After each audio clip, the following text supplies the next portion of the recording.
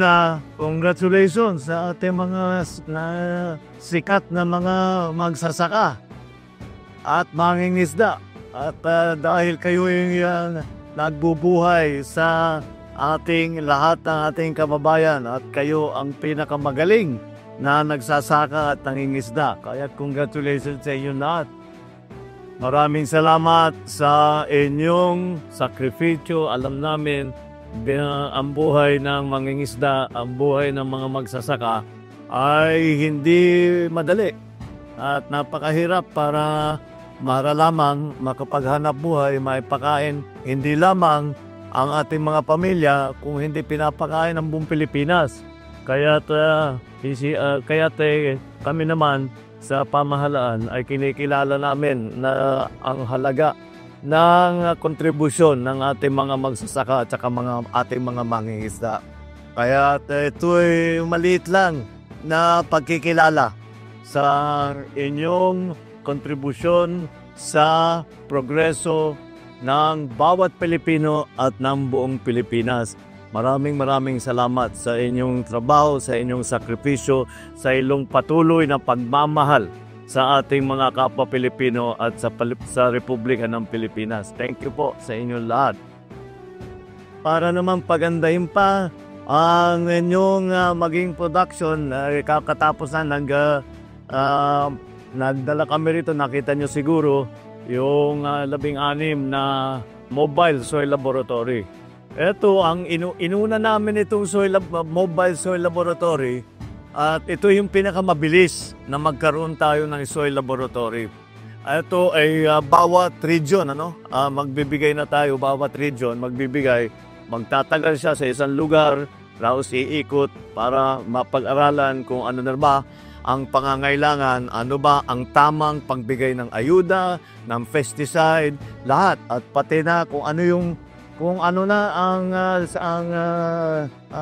lagay, ano na ang sitwasyon doon sa lupa na tinataniman ninyo para mag-maximize tayo doon, dumami ang ating production.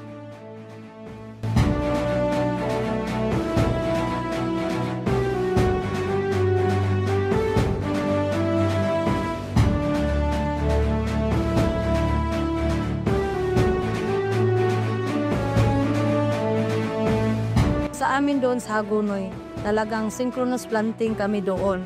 So kung i-base natin yung ginagamit ng lahat ng mga farmers doon, hybrid talaga ang seeds na ginagamit. So almost andyan na kami sa mga 80 up to 90% yung hybrid rice seeds na ginagamit ng aming farmer. Kasi ang hybrid talaga is mataas ang production. Malaking pasasalamat namin sa Department of Agriculture kasi maraming intervention na ibinigay din sa amin, gaya ng seeds, libreng pataba, libreng binhi ng palay, at yung rice financial RFFA, Rice Farmer Financial Support. Then, pasalamat din kami sa DA kasi nakasalay kami sa Gawad Saka Award sa rice clustering. Nagtutulong din kami sa farmer namin, gaya ng cash na kami ang mag-finance sa aming farmer para hindi na sila mag-utang sa labas. Malaki talaga, ma'am, ang natulong ng aming asosasyon sa aming community. Kasi yung mga farmer namin, hindi gaya noon na sila naghihirap ngayon.